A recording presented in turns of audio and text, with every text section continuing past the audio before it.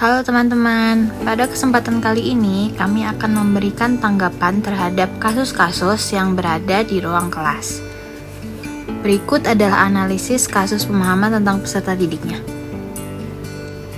Kasus 2. Rina adalah seorang guru di kelas 1 SD.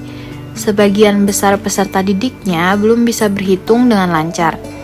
Rina sedang memikirkan cara yang sesuai untuk membantu setiap peserta didik menyelesaikan tantang belajarnya. Menurut Anda, apa yang dapat Rina lakukan untuk membantu peserta didiknya sesuai dengan tahapan perkembangan usia?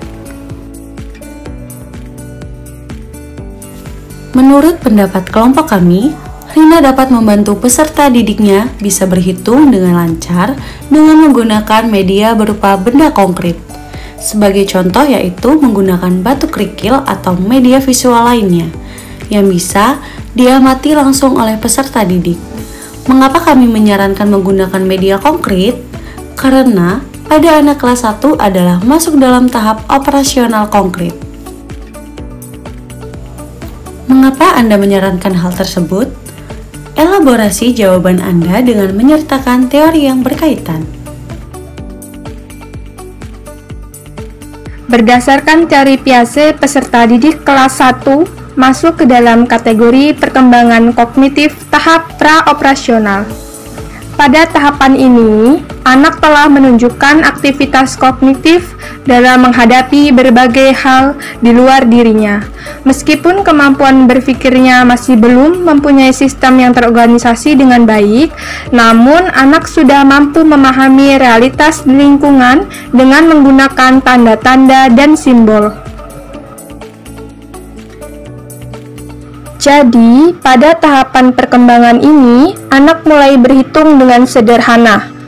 Contoh pembelajarannya dengan mengganti simbolik angka diganti dengan bentuk konkret seperti gambar-gambar buah atau yang lainnya. Hal tersebut sudah sesuai dengan tahap perkembangan peserta didik dalam fase pra-operasional konkret. Made adalah seorang guru yang mengajar di salah satu sekolah negeri wilayah Bali. Ia mengampu mata pelajaran bahasa Indonesia.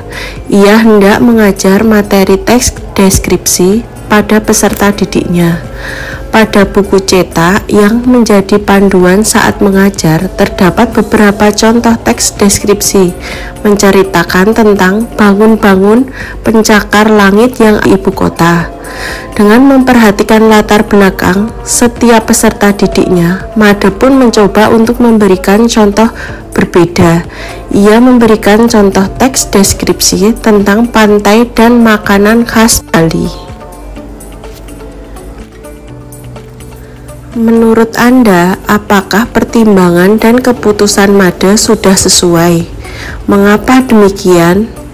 Prinsip apa yang Made gunakan dalam kasus tersebut? Elaborasi jawaban Anda dengan menyebutkan teori yang berkaitan.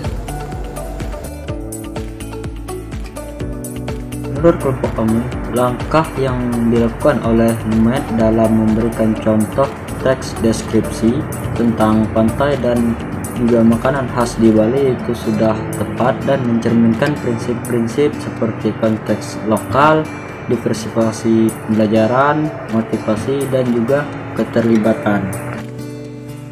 Konteks lokal memberikan contoh yang berhubungan dengan lingkungan dan juga budaya lokal yang ada di Bali, membantu peserta didik untuk lebih mudah memahami materi dan merasa terhubung dengan pembelajaran.